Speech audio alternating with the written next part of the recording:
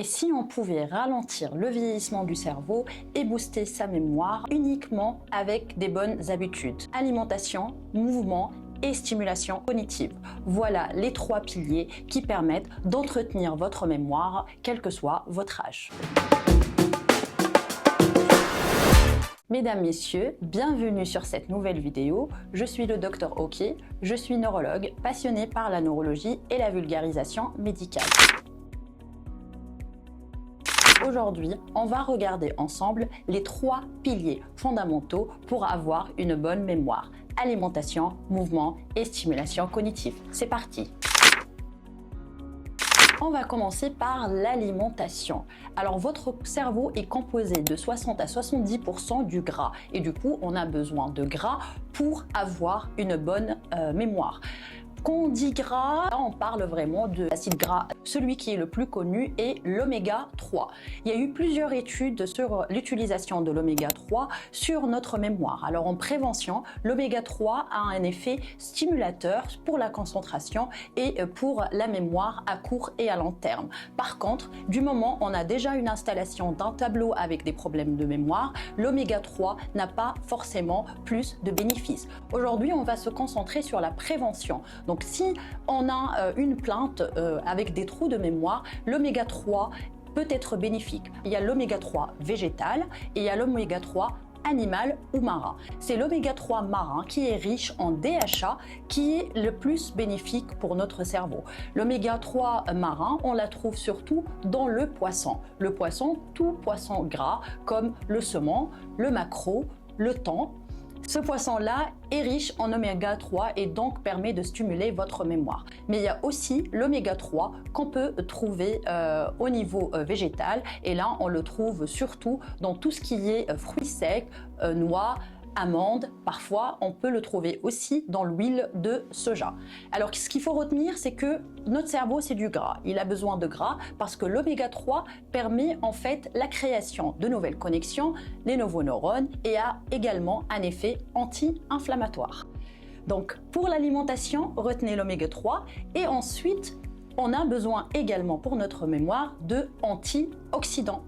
Parce que le cerveau, il a besoin d'oxygène et quand le cerveau consomme de l'oxygène, il produit ce qu'on appelle des radicaux libres. Et ces radicaux libres, en fait, ils endommagent nos neurones et ils ont besoin d'être neutralisés. Et en fait, c'est les antioxydants qui permettent de neutraliser ces radicaux libres au niveau du cerveau. Alors vous allez me dire, c'est quoi les antioxydants? Les antioxydants, c'est très large, mais il y a plusieurs aliments qui contiennent des antioxydants. En gros, si votre assiette est colorée, vous avez beaucoup d'antioxydants. Alors parmi les antioxydants, on a tout ce qui est fruits rouges, myrtilles, mûres, fraises. On a qui sont très riches en flavonoïdes et ces flavonoïdes améliorent votre concentration. On a également tout ce qui est légumes verts. On a dedans les brocolis, le chou. Dans d'autres aliments riches en flavonoïdes, on a le chocolat noir. Alors par contre, le chocolat noir, il faut en consommer plus que 70% en cacao parce que les cacaos sont riches en flavonoïdes et ça permet de stimuler votre mémoire et votre concentration. Bien sûr, le chocolat noir, il faut consommer avec modération et selon les recommandations, 30 grammes par jour, soit 1 à 2 carrés par jour. Ensuite, on a des aliments qui ont des propriétés d'antioxydants, mais qui sont aussi riches en vitamine E. Oui, la vitamine E a un effet neuroprotecteur sur nos neurones et du coup peut améliorer notre mémoire. Dedans, on trouve les fruits secs comme les noix et les amandes, mais on trouve aussi l'ail, l'oignon et curcuma qui ont un effet neuroprotecteur. Donc maintenant que vous avez compris comment améliorer votre alimentation pour booster votre mémoire, on va passer au mouvement. Alors, votre corps et votre cerveau a besoin de mouvement, donc il faut bouger. Parce que, en fait, comme votre cerveau, il en consomme beaucoup d'oxygène, il consomme 20% de la totalité de votre corps, même s'il fait que 2% du poids, et en fait, il faut bouger. Bouger permet d'oxygéner votre corps et d'oxygéner votre cerveau. Et en fait, avec l'oxygénation de votre cerveau, il y aura une meilleure stimulation de la création de neurones, de synapses et d'une molécule qu'on appelle BDNF, qui a un rôle dans la neurogénèse et dans la stimulation de la création de neurones.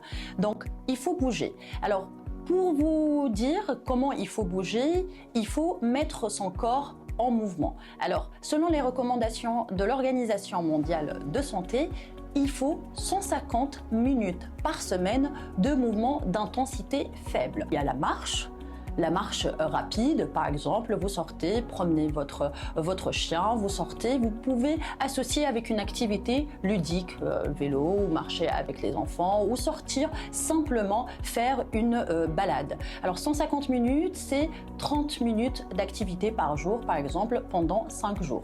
Si vous ne voulez pas faire 150 minutes d'activité d'intensité faible, on peut aussi faire 75 minutes d'activité d'intensité plus forte. Intensité plus forte, c'est-à-dire que c'est une activité cardio, donc une activité avec une augmentation de votre fréquence cardiaque. Cela peut être du vélo, de la course à pied ou autre type d'activité physique. On ajoute également 2 fois par semaine des séances de renforcement musculaire. Ce sont les recommandations de l'Organisation mondiale de santé pour les personnes âgées de 8 ans à 60 ans. Il faut surtout bouger et vous allez voir, cela va améliorer considérablement votre mémoire.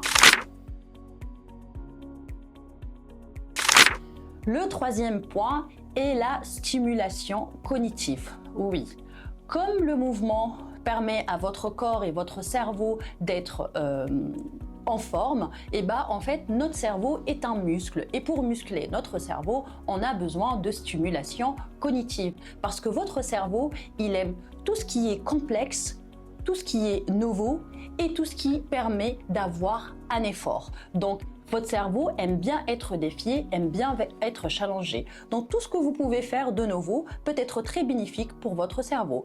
Par exemple, la lecture, écrire sur un journal, faire des activités ou des jeux de société, incluant les mots croisés, le sudoku. On peut aussi penser à d'autres activités, par exemple apprendre une nouvelle langue, apprendre un instrument de musique, voyager. Toutes ces activités peuvent être faites de manière isolée ou associée. Quelle que soit l'activité, sachez que votre cerveau, il aime bien la complexité et il faut toujours continuer à le stimuler, quel que soit votre âge. On peut jouer même en étant adulte ou plus âgé que ça.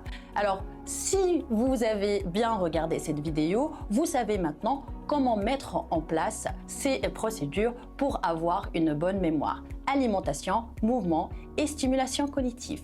Si vous avez bien aimé cette vidéo, mettez j'aime, un commentaire et surtout abonnez-vous. Merci.